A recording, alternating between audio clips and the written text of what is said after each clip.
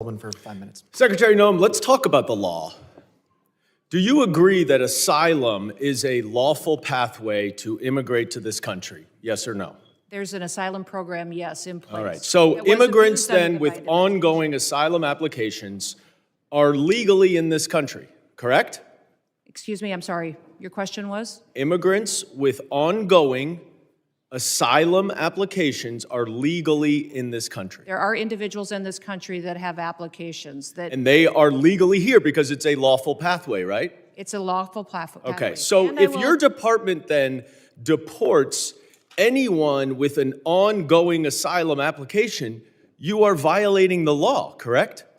Joe Biden left us with... I'm not asking about Joe Biden. I'm asking you a specific question. If your department deports anyone with an ongoing asylum application, you are violating the law. Is that correct? It was greatly violated when they allowed I'm asking you. people to come I'm in asking and granted asylum applications. Why are you filibustering? Why can't you answer the question? It's a simple question. Your president, if your department your secretary deports anyone with an ongoing asylum application, you are violating the law. Isn't that correct? The asylum program was broken under the last... Mr. Chairman, I will reclaim my time. She's not answering the question.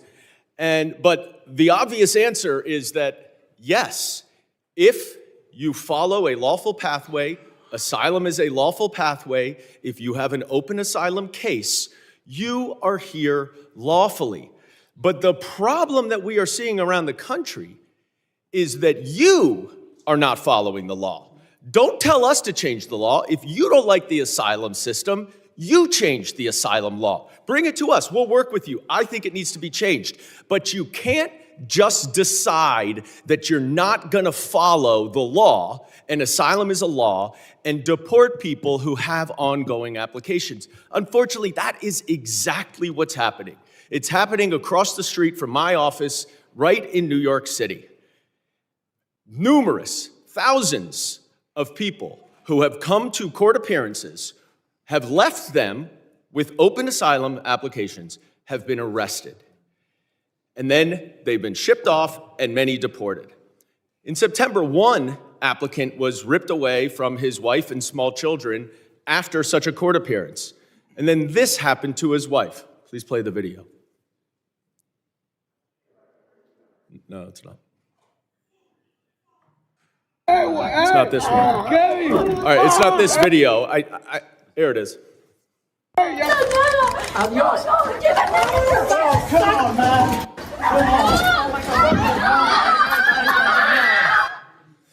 Now, after this incident, your department issued a statement that said the officer's conduct in this video is unacceptable and beneath the men and women of ICE.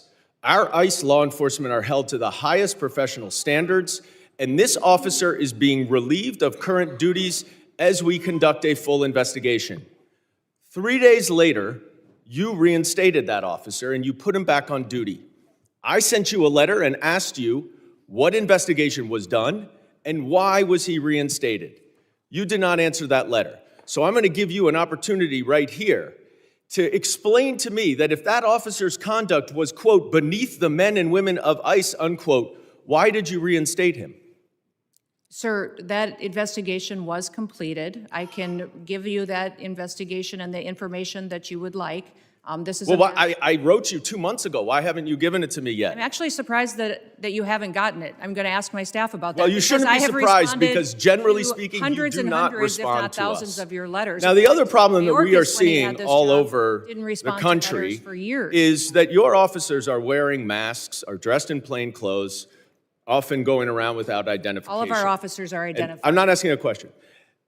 I introduced the No Secret Police Act to stop this. And we now have 113 co-sponsors so that they will not be masked and that they will identify themselves. Now, you say all of them are identifying themselves. That is not the case because last month in New York City again, the NYPD officers were injured by your masked plainclothes ICE officers after they were called from 911 as residents witnessed your officers pulling individuals out of their vehicles and chasing them down the street. I also asked you what happened there. How were the NYPD officers injured by your officers? And you didn't respond. What's the answer? Sir, our individual Gentleman's officers time are is identified. time has expired. I yield I back. recognize gentleman from Texas, Mr. Gonzalez, 5 minutes. A tense exchange unfolded during a congressional hearing as a lawmaker sharply questioned Homeland Security Secretary Kristi Noem over the legality of deporting immigrants with active asylum applications. The lawmaker began by pressing the secretary on a basic point of law, asking whether asylum is a lawful pathway to remain in the United States. Secretary Noem acknowledged that an asylum program does exist. The questioning then turned to immigrants who currently have pending asylum cases. The lawmaker emphasized that individuals with ongoing asylum applications are legally present in the country.